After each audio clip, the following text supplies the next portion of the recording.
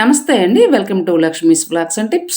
మనం కొన్ని వస్తువులు పనికిరావని పడేస్తూ ఉంటాం. లేకపోతే పక్కన పెట్టేస్తాం. పక్కన పెట్టకుండా ఈ వస్తువులు మనకి కావాల్సినట్లుగా మార్చుకుని ఎలా ఉపయోగించుకోవచ్చో చిన్న చిన్న టిప్స్. ఈ టిప్స్ అన్నీ మీకు చాలా యూజ్ అవుతాయి. స్కిప్ చేయకుండా ఈ వీడియో చివరి వరకు చూసి మీకు నచ్చితే లైక్ చేసి, షేర్ చేసి, సబ్స్క్రైబ్ చేసుకోండి. Please subscribe my channel. ఇప్పుడు ఫస్ట్ టిప్ ఏంటో చూద్దాం. మనం కొబ్బరి పాలు తీసుకున్నప్పుడు కొబ్బరన్నం చేసుకోవటానికి బాగా పిండితే అంత పిప్పి వస్తుంది కదా కొబ్బరి పాలు తీసుకున్న తర్వాత. ఈ పిప్పి మనం కొద్దిగా వంటల్లో వేసుకోవచ్చు. సమయానికి ఏదైనా గ్రేవీ కూరలు చేసుకుంటే సరిపడినంత గ్రేవీ కూరల్లో వేసుకోవచ్చు. ఇది ఎక్కువ రోజుల పాటు అయితే ఉండదు. సమయానికి వేసుకోవచ్చు. కొంతమంది మొక్కలకి వేసుకుంటారు. మొక్కలకి ఎరువులాగా బాగుంటుందని మొక్కలకి వేసుకుంటారు. ఈ పిప్పి మనం పడేయకుండా కొంచెం ఎక్కువగా ఉన్నప్పుడు ఎక్కువ రోజుల పాటు మళ్ళీ దీన్ని మనం వాడుకోవాలన్నా, వంటల్లో వేసుకోవాలన్నా స్టవ్ మీద కడాయి పెట్టి ఈ కొబ్బరి పిప్పిని కొద్దిగా వేయించుకోవాలి. సన్నని మంట మీద వేయించుకోవాలి. ఎక్కువ మంట పెడితే త్వరగా మాడిపోతుంది. ఇందులో వాటర్ ఏమీ ఉండదు మనకి. కాకపోతే కొంచెం తేమ ఉంటుందన్నమాట. ఈ తేమ లేకుండా కాసేపు వేయించుకుంటే చాలు. ఒక 5 నిమిషాలు వేయించుకుంటే సరిపోతుంది సన్నని మంట మీద. ఎక్కువ పెట్టారంటే మాత్రం మాడిపోతుంది. సన్నని మంట మీద తేమ లేకుండా మనకి తెలుస్తుంది వేగేటప్పుడు. వాసన వస్తుంటుంది, మంచి వాసన. ఇంకా డ్రైగా ఉంటుందన్నమాట. ఎండు కొబ్బరి పొడి ఎలాగైతే ఉంటుందో అలా డ్రైగా అయిపోతుంది. ఈ తేమ లేకుండా వేయించుకున్న తర్వాత ఇలా ఒక 5 నిమిషాలు ఇది పూర్తిగా చల్లారనివ్వాలి. చల్లారిన తర్వాతనే స్టోర్ చేసుకోవాలి. చేతికి అసలు అంటుకోదు. మనకి తేమ ఉంటే చేతికి అంటుకుంటుంది, తడితడిగా ఉంటుంది. పూర్తిగా ఫ్రై చేసుకుంటే తేమ లేకుండా బాగుంటుంది. ఎండు కొబ్బరి ఎలాగైతే ఉంటుందో సేమ్ అలాగే ఉంటుంది. బాటిల్లో పోసి ఫ్రిడ్జ్లో పెట్టుకొని వేపుడు కూరలు చేసుకున్నప్పుడు పైన కొద్దిగా చల్లుకోవచ్చు. కొబ్బరి పొడి వేసుకుంటాం కదా అలాగే చల్లుకోవచ్చు. ఇంకా స్వీట్స్లో కూడా వేసుకోవచ్చు. చాలా చాలా బాగుంటుంది. ఇప్పుడు రెండవ టిప్ ఏంటో చూద్దాం. ఖాళీ బిర్యానీ బాక్సులు ఉంటాయి కదా, ఈ బాక్సులు 2 తీసుకోవాలి. మీరు వైట్ కలర్ తీసుకుంటే బాగుంటుంది. ఒకటి మాత్రం కంపల్సరీ వైట్ అయితేనే బాగుంటుంది. వైట్ బాక్స్కి కింద వైపు ఇలా రౌండ్గా మొత్తం కట్ చేసుకోవాలి. ఇలా రౌండ్గా కట్ చేసుకున్న తర్వాత మళ్ళీ ఈ బాక్స్ని చుట్టూ చిన్న చిన్న ముక్కలు కట్ చేసుకోవాలి. పావించు కంటే కొంచెం ఎక్కువ పెట్టుకోవాలి. అరించు కంటే తక్కువ ఉంచుకోవాలి. ఎక్కువ వెడల్పు లేకుండా ఈ సైజులో ఉండేలా బాక్స్ మొత్తం రౌండ్గా చిన్న చిన్న ముక్కలు కట్ చేసుకోవాలి. ఇలా కట్ చేసుకుంటే చాలు. కట్ చేసుకునేటప్పుడు మీరు పైన అంచు ఉంటుంది కదా బాక్స్కి, ఆ అంచు కట్ అవ్వకుండా అంచు కింద వరకు కట్ చేసుకోవాలి. ఇలా చిన్న చిన్న ముక్కలు, ఎన్ని ముక్కలు వస్తే అన్ని ముక్కలు ఈ బాక్స్ కట్ చేసుకొని రెండవ బాక్స్ ఉంది కదా, ఈ బాక్స్ని మీరు ఇలాగే వాడుకోవచ్చు. లేదు 2 వైట్ బాక్సులు తీసుకున్నప్పుడు కలర్ఫుల్గా కావాలంటే ఇంట్లో క్లాత్ బ్యాగ్స్ ఉంటాయి కదా, క్లాత్ బ్యాగ్ని ఒక బాక్స్ మీద రౌండ్గా అంటించుకుంటే కలర్ఫుల్గా బాగుంటుంది. నేను ఇక్కడ ఆరెంజ్ తీసుకున్నాను. మీరు మీకు కావాల్సిన కలర్ తీసుకొని ఇలా రౌండ్గా అంటించుకోవచ్చు. అంటించుకున్న తర్వాత దీనిపైన రెండవ బాక్స్ కట్ చేసుకున్నాం కదా, ఆ బాక్స్ పెట్టేసి చిన్న చిన్న ముక్కలు కట్ చేసుకున్నాం కదా, ఈ ముక్కలన్నీ కూడా పైకి అంటించుకోవాలి. రెండో బాక్స్ పైన అంటించుకోవాలి. ఇలా పెట్టేసుకొని ఈ ముక్కలన్నీ కొద్దిగా బెండ్ చేసుకొని పైన అంచుకు అంటించుకోవాలి. నేను ఇక్కడ ఫెవిబాండ్ గ్లూ వాడాను. మీరు హాట్ గ్లూ వాడుకుంటే త్వరగా అంటుకుంటుంది. మీకు టైం కలిసి వస్తుంది అనమాట. ఇది కొంచెము టైం పడుతుంది అంటుకోవడానికి. ఒక 5 సెకండ్లు ఇలా పట్టుకుంటే అంటుకుంటుంది. అంటించుకున్న తర్వాత మళ్ళీ ఏం పడదు, స్ట్రాంగ్గానే ఉంటుంది, కానీ కొద్దిగా టైం పడుతుంది, ఒక అరగంట. ఇలా మొత్తం రౌండ్గా అంటించుకున్న తర్వాత కింద కట్ చేసుకున్న ముక్కలు పెట్టుకున్నాం కదా, ఇవన్నీ కనిపించకుండా లేస్ వేసుకుంటే బాగుంటుంది. కలర్ కాంబినేషన్ మన ఇష్టం, ఏది ఉంటే అది వేసుకోవచ్చు. ఇంకా మధ్యలో కావాలంటే కుందన్స్, స్టోన్స్ ఏవైనా సరే మనకు నచ్చినట్లుగా మనం డెకరేట్ చేసుకోవచ్చు. సింపుల్గా చాలా బాగుంటుంది.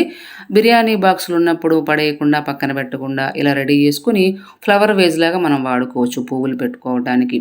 టీవీ ప్లాట్ఫామ్ మీద పెట్టుకొని ఇందులో కొద్దిగా నీళ్లు పోసి గులాబీ పువ్వులు, చామంతి పువ్వులు ఉంటే అవి పెట్టుకోవచ్చు. లేదంటే ఇలాంటి ప్లాస్టిక్ పువ్వులు ఉంటాయి కదా అవి కూడా పెట్టుకోవచ్చు. టీవీ ప్లాట్ఫామ్ మీదే కాదు, మీరు కావాలంటే ఫ్రిడ్జ్ మీద పెట్టుకోవచ్చు. ఇంకా టీపై మీద పెట్టుకోవచ్చు. లేదంటే ఇలా ఒక కార్నర్లో స్టూల్ వేసుకొని దాని మీద కూడా పెట్టుకోవచ్చు. చూడటానికి అందంగా, కొత్తగా చాలా బాగుంటుంది. ఇప్పుడు మూడవ టిప్ ఏంటో చూద్దాం. మన దగ్గర చున్నీలు చాలా ఉంటాయి. డ్రెస్సులు కొన్నాళ్ళు వేసుకుని తీసేసిన చున్నీలు కొన్ని కొత్త వాటిలాగా చాలా బాగుంటాయి. అలాంటి వాటిల్లో 2 చున్నీలు తీసుకోవాలి. కలర్ కాంబినేషన్ బాగున్నవి 2 చున్నీలు తీసుకుని ఈ చున్నీలతో మనకి వంటగదిలో కావాల్సినవి అన్నీ ఒకే కాంబినేషన్లో తయారు చేసుకోవచ్చు. ఫస్ట్ గ్రైండర్కి వేసుకోవటానికి కవరు. ఈ కవరు నేను ఇలా కుట్టాను. మధ్యలోనేమో బ్లూ ఇచ్చాను. పైన కింద గ్రీను, పైన వెడల్పుగా ఉంటుంది కదా గ్రైండరు, అక్కడేమో గ్రీన్ క్లాత్, కింద కూడా కాంబినేషన్ బాగుంటుందని చిన్న చిన్న కుచ్చులు పెట్టాను. చూడటానికి కూడా అందంగా బాగుంటుందని ఇలా సింపుల్గా కవర్ కుట్టుకొని గ్రైండర్కి వేసుకుంటే చాలా బాగుంటుంది. అలాగే మిక్సీ కవరు, ఇది చాలా సింపుల్గా కుట్టుకోవచ్చు. పైనేమో గ్రీను, మధ్యలో వచ్చేసి బ్లూ, కింద మళ్ళీ చిన్న చిన్న కుచ్చులు పెట్టి గ్రీన్ క్లాత్ పెట్టాను. కాంబినేషన్ కావాలి కదా, అందుకని ఇలా కుట్టాను. వేసుకుంటే మిక్సీకి కూడా చాలా బాగుంటుంది. తర్వాత ఓవెన్ కవరు.